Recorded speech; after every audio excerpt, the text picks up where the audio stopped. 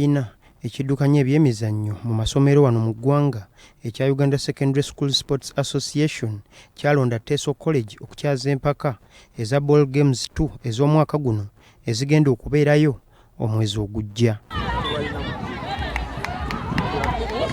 Ogumu ku mizannyo egigenda okuzannyibwa mu mpaka zino gwe gw'okubaka era amasomero ag'enjawulo gamaze okuyitamu okuzannya mu mpaka ez'akamalirizo. Emu ku ttiimu zino ye ya Hamdan Islamic eno nga yegenda okukiikirira ekitundu ky'emukono ng'okutuuka ku kino ewangudde empaka ez'okusunsulamu ezibadde zitegekeddwa ku Hilton High School. It was again with the support of our administration and our coach plus the love of the team for the school we were able to win this. I'm so grateful, I'm so happy and thankful to everyone that was behind us. Hamdan Islamic ekubye St. Kalemba ku luzannya olw'akamalirizo ku bugoba 18 ku 13.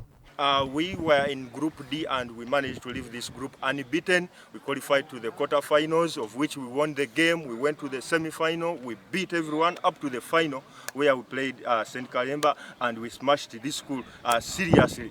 Emizannyo emirala egigenda okuzannyibwa mu mpaka eza Ball Games 2 kuliko emisinde, volleyball, ensero, rugby n'emirala, era amasomero gagenda kukozesa empaka zino okuteekateeka ttiimu ezigenda okukiika mu mpaka ez'amasomero agava mu buvanjuba bwa Afrika.